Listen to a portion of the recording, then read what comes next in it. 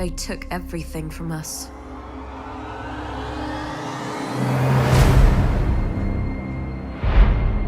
Because magic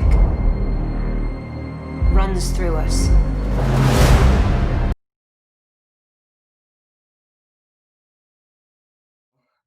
Yeah, I've been literally running errands. I just ran inside, just made it in time.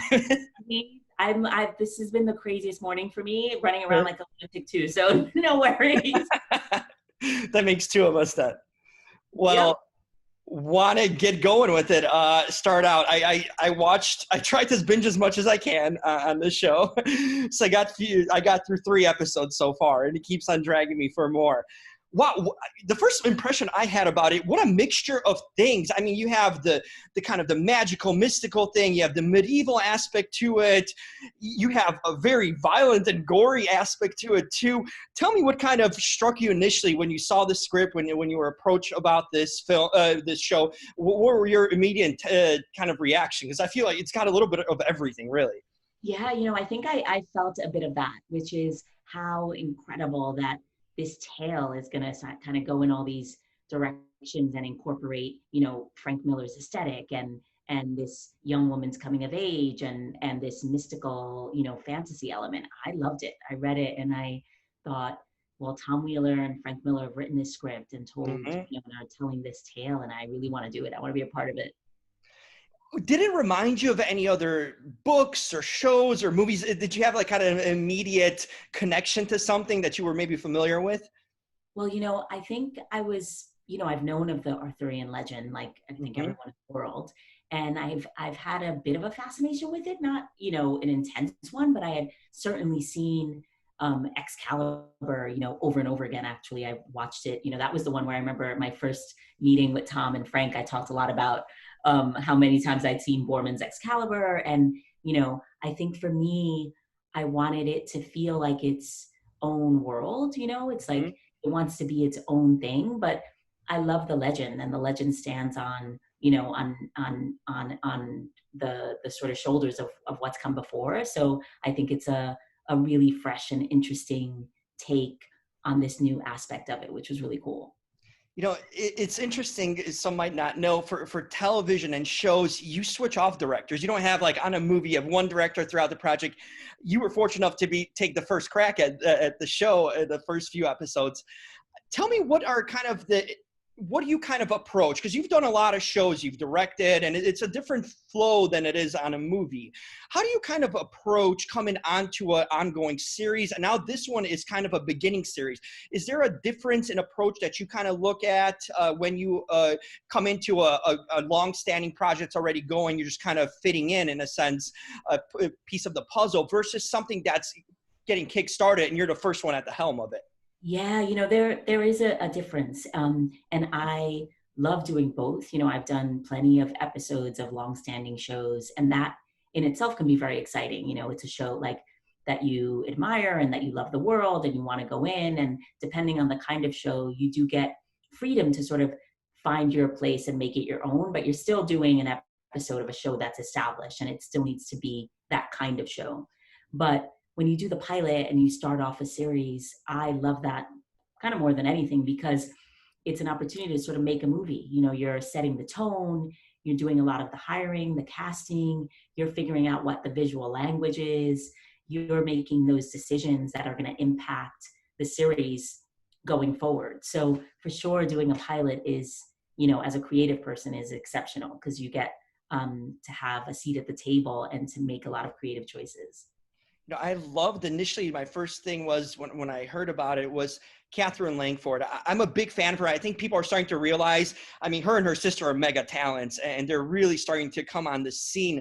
I think with Knives Out, that was a big introduction to Katherine. Tell me about working with her and her kind of being the face, in a sense, of the show, and your approach. Was she cast before you were part of it, or were you part of the casting process? Tell me a little bit about her becoming the face of the show, in a sense. Sure.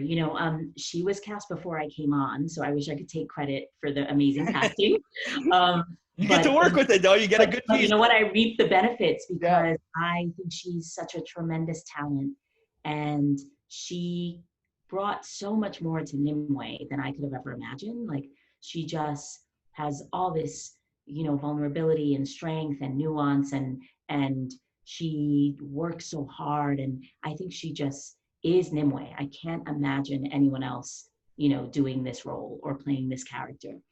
So I just think she's really wonderful, like really wonderful, and an amazing human, like great to work with. So that's always a bonus. It's interesting you say that sometimes you just visualize, and yourself as a director, you've probably seen in a lot of projects, certain people are made for certain roles, and if they weren't cast in it, the show or movie could be totally different. Yeah. Do you think this show could have been a lot different if Katherine wasn't in the leading role, if someone else might have been? It's so insane to think about because I just can't imagine the world without her. Like she is that character. Yeah, I can't think of, I can't imagine what it would have been like without her because she brought it to life. Mm-hmm. When you work on a lot of different projects, you see a lot of aspects of the industry and just in general of how shows are made. Was there anything working on this show that really kind of stood out to you that maybe you learned or was something that you take away from it, maybe an aha moment sort of thing that you didn't have on other shows maybe? Was there anything you kind of, is there any element of it that stood with you? It's interesting because it's by far the biggest in terms of scope and production that I've worked on, especially doing the pilot and the second episode. And I think for me, it really made me appreciate even more how prepared you have to be when you do these big sequences, these big kind of sequences that involve a lot of elements. And I knew that, I knew that before, but I had never been put in a position where I had to practice it.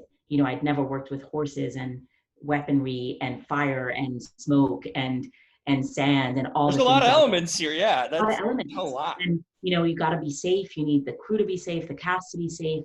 And so there was definitely some moments on set where I would just take a deep breath and have that like, okay, we got this. We've prepared. We got it. So yeah, that was a new thing for me on Cursed. But it makes you more equipped down the road. Now that you've experienced these things, it's like learning trial by fire in a sense. And that, right? Oh yeah, and also thinking, look, I've done this for many, many years. I've been directing for many, many years, and you can do it. It's like doing anything else. But once you're standing there and actually executing it, it's a bit of pride, a little bit of overwhelming feeling, but a bit of, I've done all the work. I'm ready for this, so bring it on. Mm-hmm.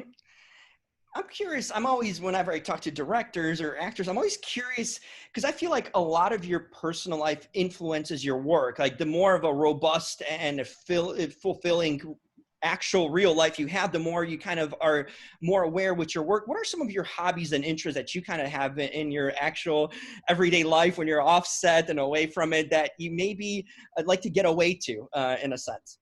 Oh, it's interesting. I think that a big part of what I do when I'm not working is kind of probably boring, but I spend a lot of time with my family. I have a son. I like to read a lot, read stuff that has nothing to do with work, so no scripts. And so I think I spend a lot of time because work is so all consuming. When I'm not working, I kind of want to chill with family and friends and just connect and do things that I think then ultimately inspire the work, which is you get a chance to, go to the ocean, you get a chance to go to the museum, pre-pandemic, of course, and all those things. Then a little bit of a different outlook on life, I think, affects the work down the road. It's amazing because I hear that a lot, actually. The simple things in life are those that you really appreciate more when you get a chance to have them, especially in a busy line of work that you do, being away, going on set, going on location. It's that simple things that you really don't take for granted. I think that's really poignant and important to kind of realize in a lot of ways.